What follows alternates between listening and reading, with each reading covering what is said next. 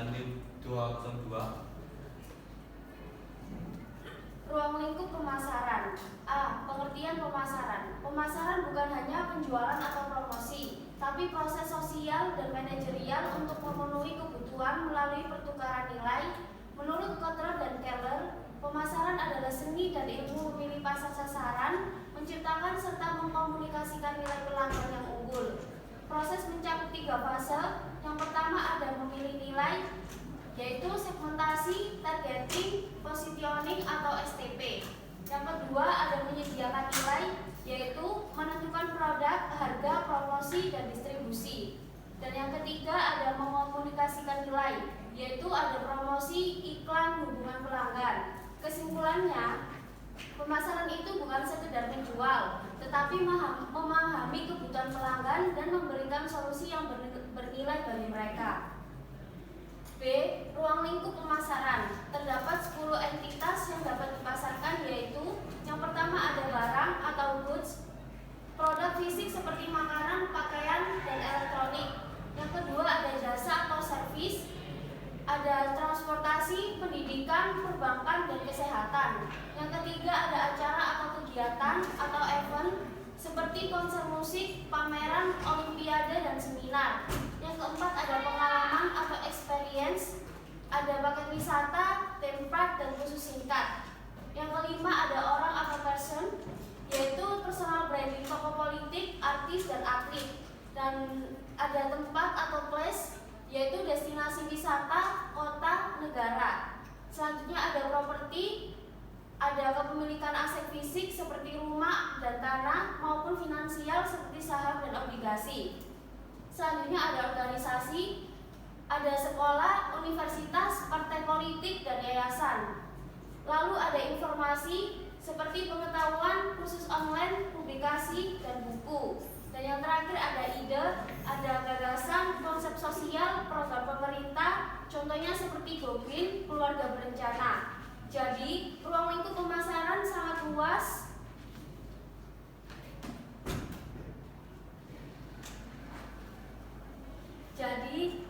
Ruang lingkup pemasaran sangat luas, mulai dari barang fisik hingga ide kreatif, bahkan perilaku dan reputasi seorang pun bisa dipasarkan.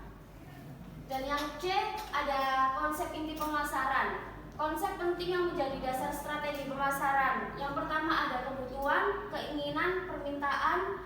Selanjutnya ada segmentasi, targeting, dan positioning. Dan yang ketiga ada penawaran dan merek. Keempat nilai dan kepuasan pelanggan. Kelima saluran pemasaran seperti komunikasi, distribusi, dan layanan. Selanjutnya ada rantai pasokan atau supply chain. Dan ada persaingan. Dan yang terakhir lingkungan pemasaran atau ekonomi, sosial, teknologi, politik, dan budaya. Maka fokus utama pemasaran adalah menciptakan nilai dan kepuasan pelanggan, bukan sekedar menjual produk. D. Realitas pemasaran online. Pemasaran kini sangat dipengaruhi oleh kemajuan teknologi dan dunia digital. Ada beberapa perubahan besar yang disebut realitas pemasaran online, antara lain yaitu yang pertama kekuatan masyarakat modern seperti globalisasi, internet, persaingan bebas, deregulasi, dan perubahan perilaku konsumen. Yang kedua kemampuan baru konsumen. Pelanggan sekarang memiliki daya beli lebih tinggi, akses informasi lebih luas, dan bisa membandingkan produk dengan mudah sebelum membeli. Yang ketiga kemampuan baru perusahaan. Perusahaan dapat menggunakan internet untuk promosi, komunikasi langsung dengan pelanggan, riset pasar, dan penjualan daring. E. Orientasi perusahaan terhadap pasar. 5 konsep utama orientasi bisnis. Yang pertama produksi, fokus efisiensi dan harga murah. Yang kedua produk, fokus pada kualitas dan inovasi. Ketiga penjualan, fokus meningkatkan volume penjualan. Keempat pemasaran, fokus pada kepuasan pelanggan. Dan yang terakhir pemasaran holistik, melihat semua aspek secara menyeluruh.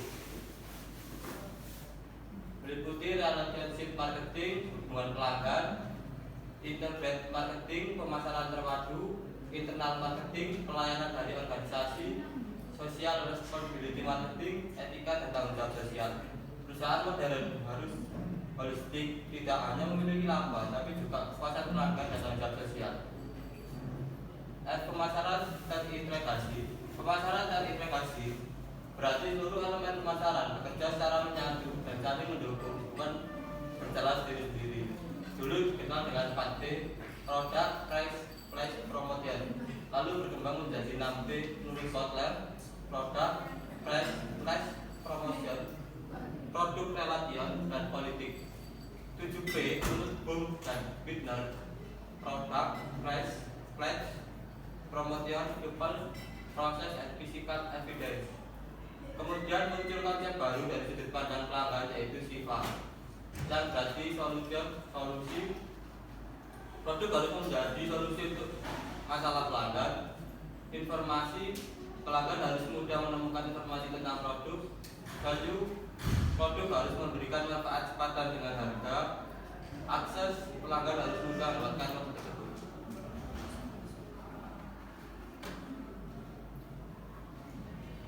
Berikut beberapa konsep penting yang menjadi landasan pertama. Yang pertama ada kebutuhan, keinginan, dan permintaan. Kebutuhan dasar, keinginan diarahkan ke objek, dan permintaan didukung kemampuan untuk membayar.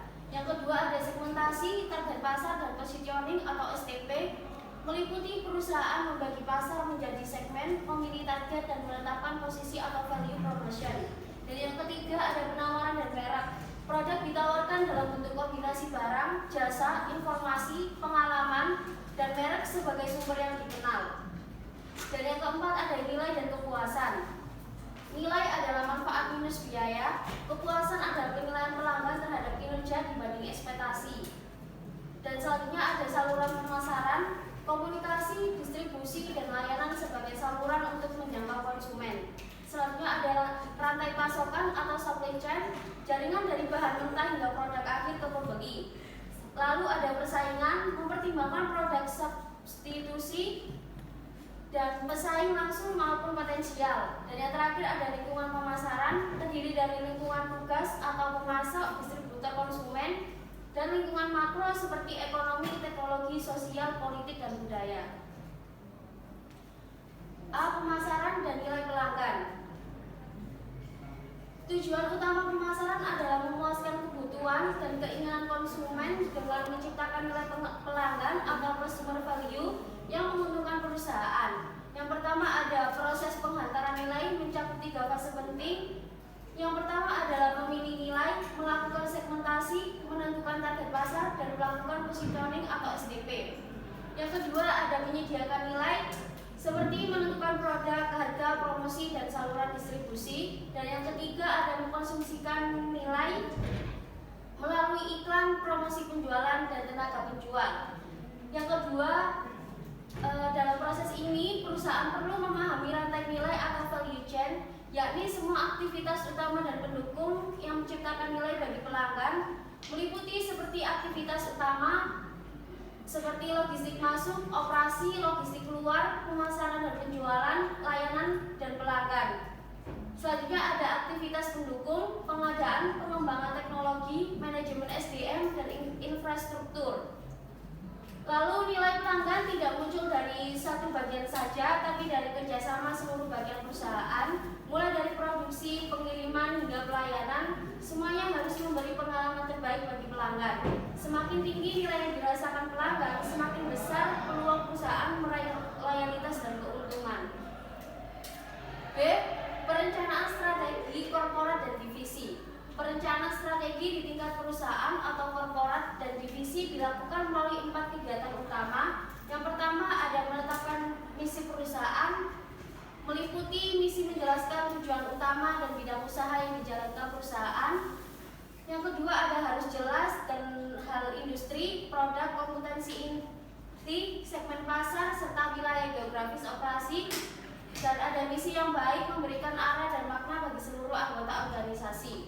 Selanjutnya ada menentukan unit bisnis strategi atau SBU, meliputi SBU adalah unit atau divisi dalam perusahaan yang memiliki pasar, pesaing, dan strategi tersendiri. Tujuannya agar setiap unit bisa dikelola secara independen, namun tetap sejalan dengan visi perusahaan.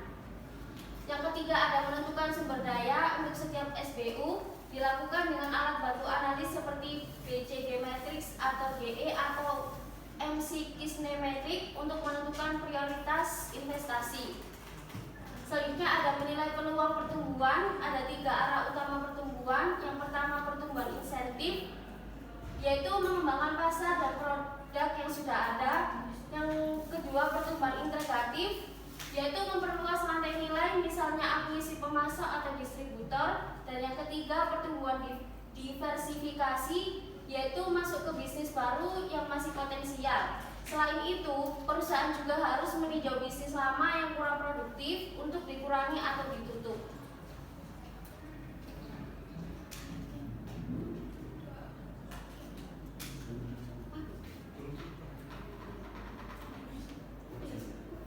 C. Perencanaan strategis bisnis. Setiap unit bisnis perlu melakukan perencanaan strategis tersendiri agar tetap relevan dengan pasar. Langkah-langkah antara lain: yang pertama, menetapkan misi unit bisnis sesuai dengan tujuan perusahaan itu. Yang kedua, melakukan analisis SWOT untuk mengetahui kekuatan, kelemahan, peluang, dan ancaman. Merumuskan tujuan, goal formulation, harus spesifik, realistis, dan terukur. Contoh, meningkatkan ROI 15%. Yang keempat, menyusun strategi, menentukan strategi kompetitif yang sesuai mengacu pada 3 strategi generik Porter.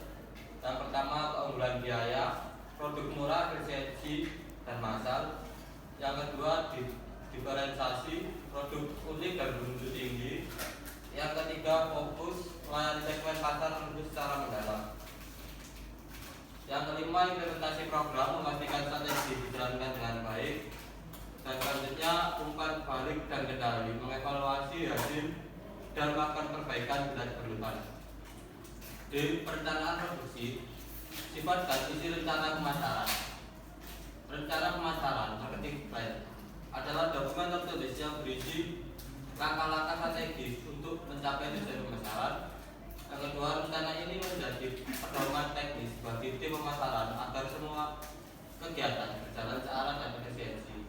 Yang ketiga, komponen utama dalam rencana pemasaran meliputi rangkuman eksekutif dan daftar isi, berisi ringkasan tujuan dan tujuan utama dan rekomendasi manajerial. Analisis situasi mencakup data penjualan, pesaing, kondisi pasar, dan lingkungan bisnis. Hasil analisis SWOT. Strategi pemasaran menjelaskan misi, tujuan, sasaran pasar, dan positioning produk. Proyeksi keuangan mencakup perkiraan penjualan, biaya, dan analisis titik impas (DIP). Kendali dan implementasi, memantau pelaksanaan, membuat jadwal, dan menetapkan indikator keberhasilan. Sekian dari kelompok kami. Apabila ada kesalahan yang bersengaja